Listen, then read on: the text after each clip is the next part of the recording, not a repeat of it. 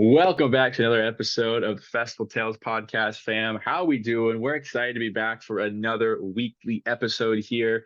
Without further ado, some quick housekeeping things, guys. Once again, guys, please like, subscribe, and share the podcast. It means so much to us. We greatly appreciate that, and it means the world. Also, if you've got any great stories that you want to anonymously submit, please go ahead and submit them to our Google forum, or you can DM us on Instagram. That would be great.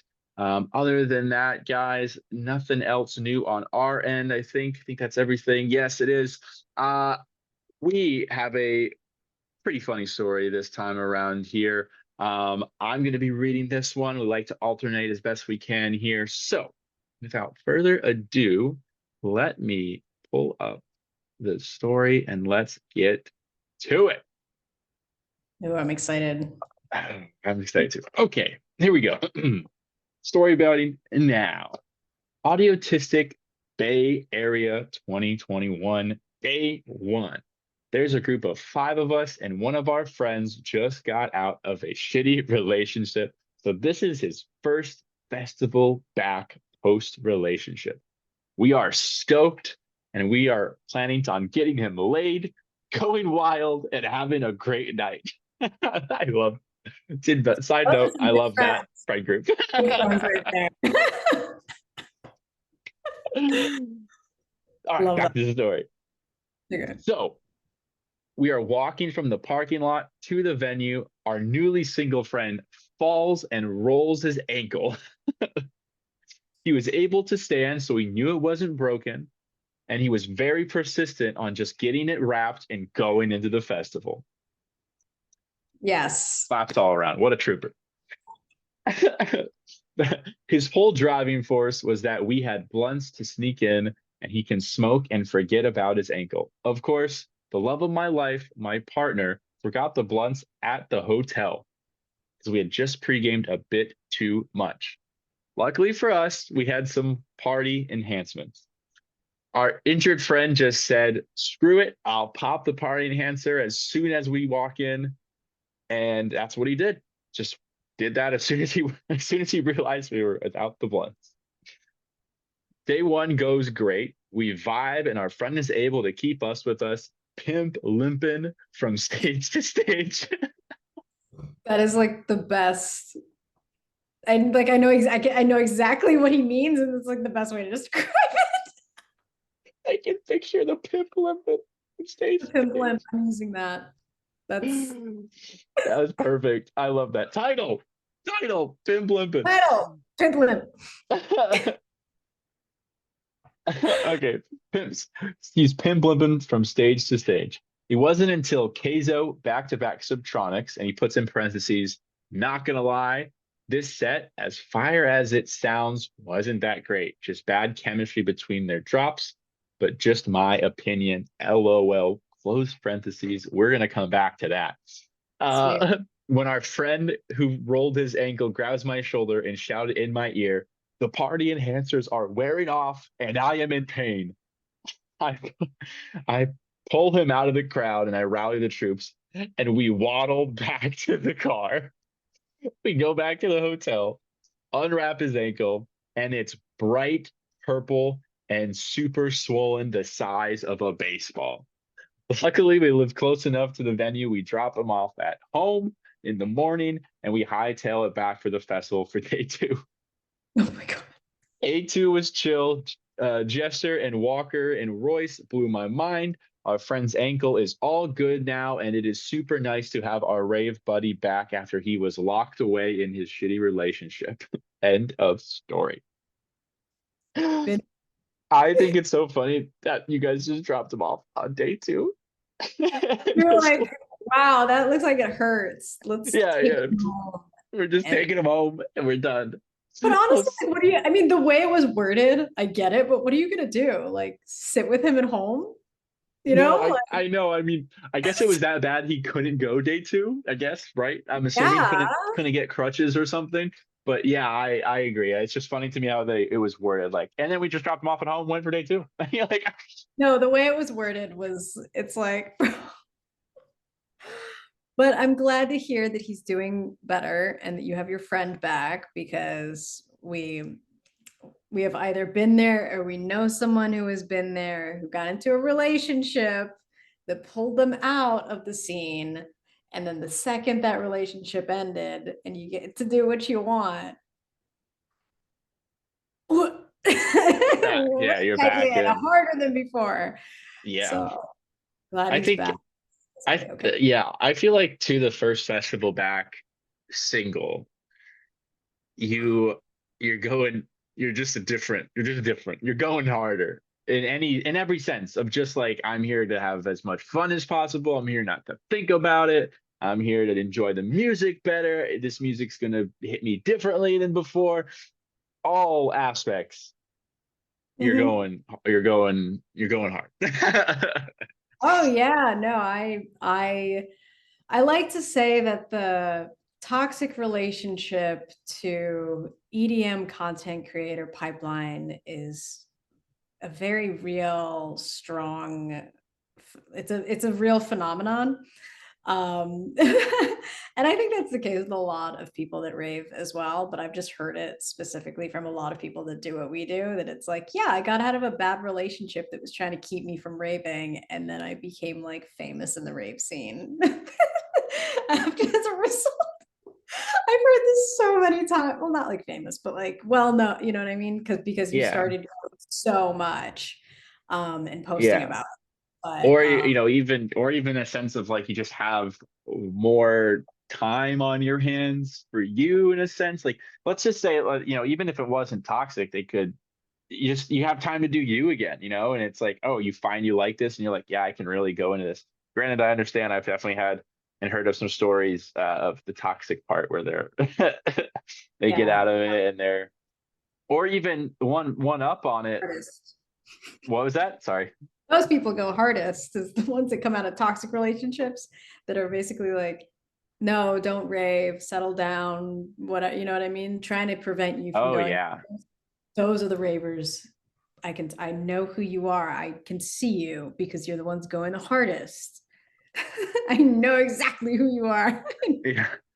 Question for the audience. Would you rather have a friend that is in a toxic relationship that can't go to events or a friend that they both go and they're like arguing the whole time and they're mad and I think that's worse. I'd rather you just be home and toxic. That might be worse. Bringing Because we the all toxic. seen that too. We've seen that or we know of people that like something, you know what I mean? Like something small or something just occurs like every time. And you're like, oh, this again. Like, Yeah, because it's a place where you're supposed to not necessarily escape, but definitely take a break from the monotony of life is a rave, right? And when you bring your baggage with you, it kind of defeats the purpose and it like ruins your safe space. yeah, and especially if you wild out a bit more, you that baggage can come out in the most unopportune times. Hence, at a festival, you're supposed to be having fun. Yeah. No, Yeah, and it's no,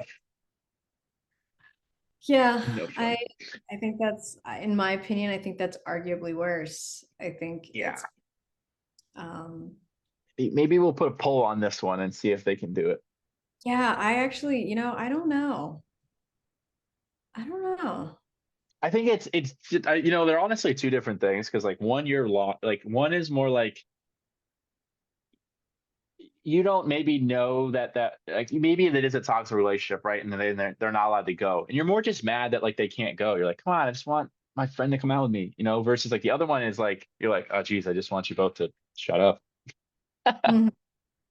No, and it's like, from the person who's in its perspective, they may not know that they've stopped raving as much because of their partner. They might think that that's a decision they made.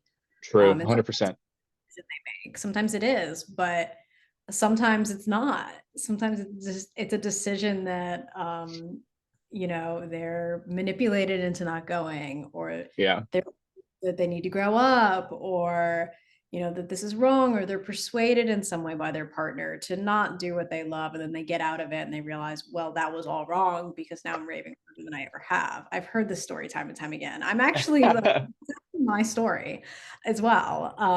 So, when you're in that, you might not know what's happening. So it might be like more emotionally tolerable for you because you Yeah. don't actually see what's happening until you're out of it. Whereas if you're going to the club or you're going to the rave and you're fighting, you're you know what's happening.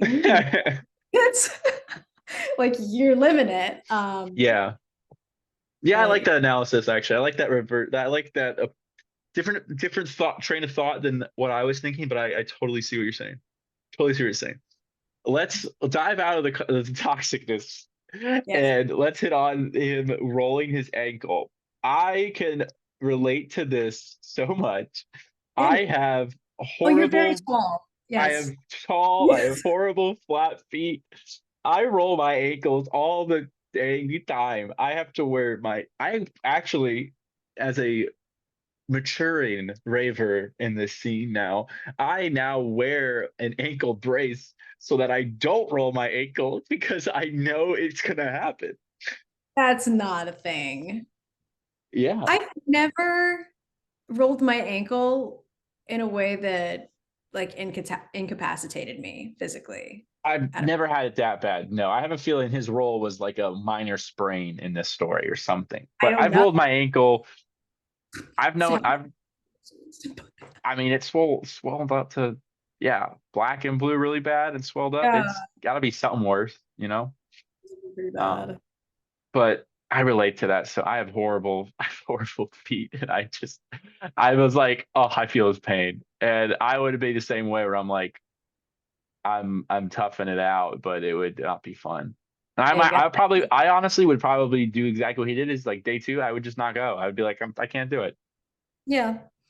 No, and it's okay to only go one day of a festival. There were a couple festivals last year I only went one day I mean, because like if you yeah. want to waste your money, I mean, I didn't have a ticket for the other days, but yes, if you have a ticket for the other days, like yeah, you're wasting your money, but at the same time, like you get so much bang for your buck with these festivals. I mean, there's so many artists and the experience, and it's like multiple hours. When you break it down, going to a concert for one artist and a few openers compared to a festival, like you're still getting your money's worth. You know what I mean? If you oh do it, yeah, I um, totally agree. I was more just I was being silly there. I was being a little silly.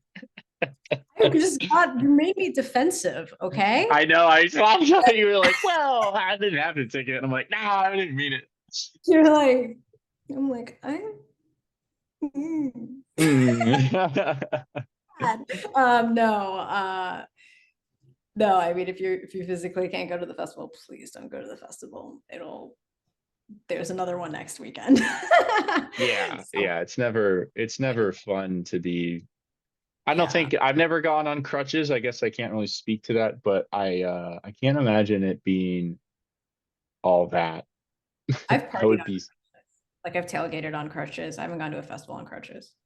And how was what that was taxing, I'm assuming, right? I mean, I put some string lights on the crutches so they were festive. And Like, do you I mean, think you could have gone more than one day? Is what I'm saying. Like, did you feel tired at the end of the night? You tailgate and you're having fun all day, and then you well, we lost the game. So we'll never know. But maybe I could have. This was March Madness. March Madness 2017, one of the craziest months of my life. oh my goodness. Okay. We'll never Okay, know. so we'll We'll never know never the end of the know. story. And we won't Villanova assume. won. Okay. We won't relive that horrible day when you guys lost. Let's we Um, anyways, yeah, so is that a tall person thing? what like Twist your ankles? Because I don't know, I'm a short person and I feel like I don't know. Like to me, I'm closer to the ground. Like yeah. I'm friends with the ground because I'm like down here anyway. Maybe if you're taller, it's like I can't speak. I don't think I can speak for all tall people, but I do think, yes, a lot of us have some form of a foot problem because it's just like your legs are longer and they're skinnier, and I guess, you're more frail in that sense, I'm assuming. Yeah, that makes Like, sense. Thinking about like the weight, height, kind of how that works, I think it's just the elongatedness of it more so than like the weight on it. Because I'm not a like I'm big in a sense tall, but I'm not big in a sense like weight wise. You know what I mean? Like I'm not like a Oh, heavy set guy. And I'm sure like you're shockingly tall in person. heavy, I'm also shockingly short in person. Everyone that meets me is like, what?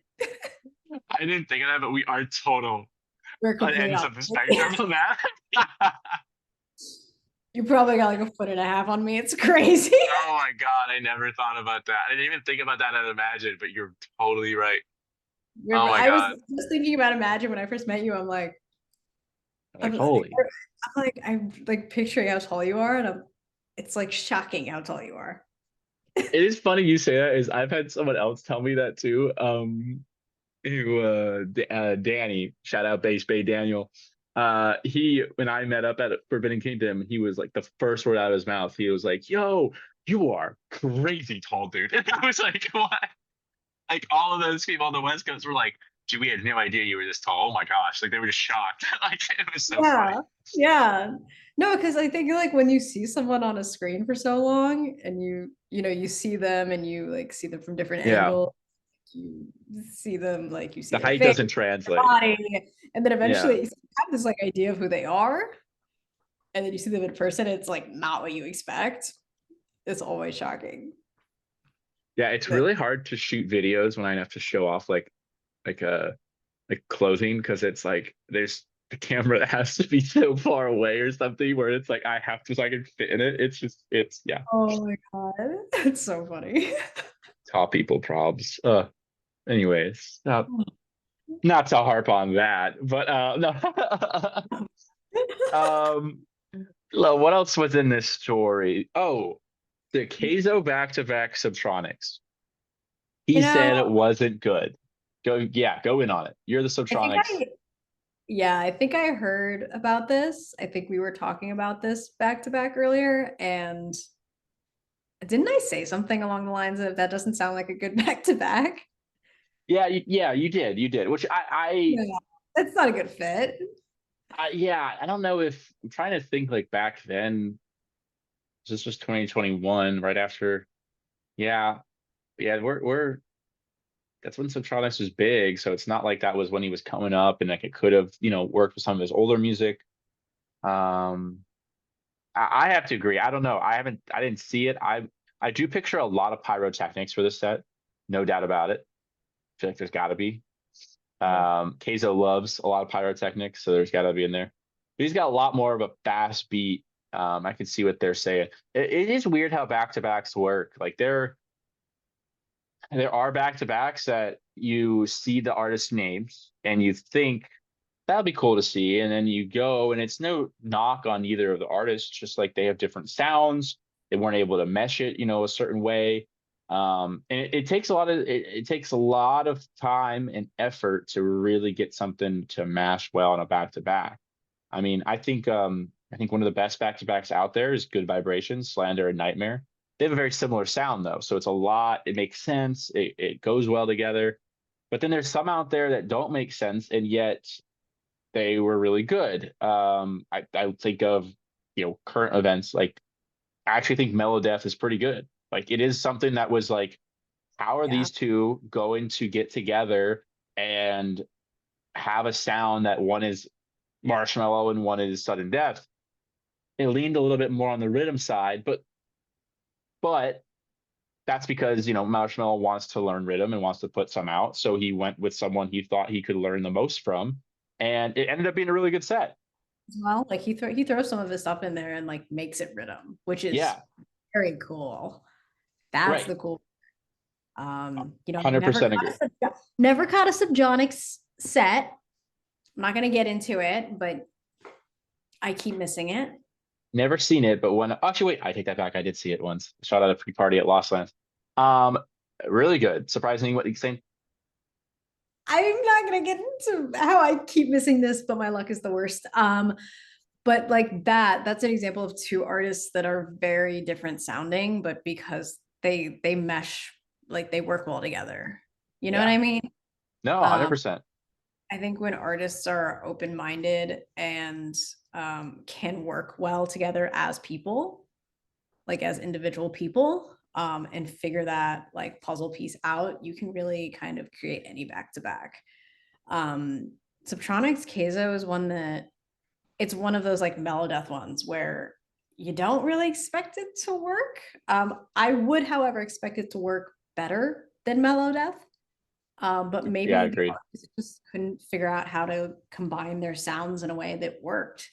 Um, I mean, this is the only circumstance where I've heard of them going back to back, and that might be for a reason, you know? Yeah, I totally agree. Totally agree. And you never know too with the way the festivals are and traveling and all that. There's constraints, right? So you never know how much time did they get to work on it together. Did they just kind of improvise at the time? You just don't know. There's so many factors to it.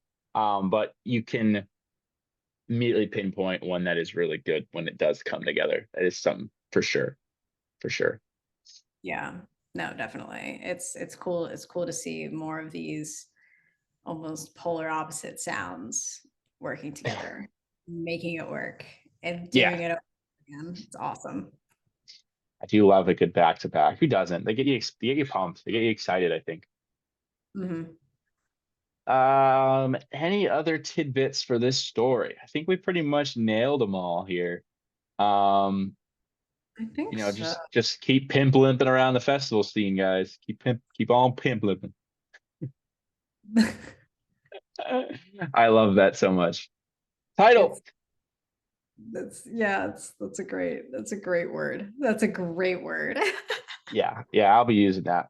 I'll be using that at festivals with my group of ravers. Oh, for sure. And everyone, there's a lot of people pimp limping. They're using it a lot, I'm sure. Oh, I love it. Well, without further ado, we're going to close it out with that right there, guys. Thank you so much for tuning in once again for this week's episode. Make sure to like and subscribe to the podcast on YouTube and give us a follow on Spotify and Apple Music as well, guys.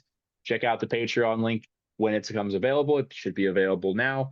And please give us a follow on Instagram and social, as well as check out Bella's content and my own in our socials, respectively. That'll be in the description. All right, everybody. Thank you so much for listening. Thank you. Goodness. Peace. Peace.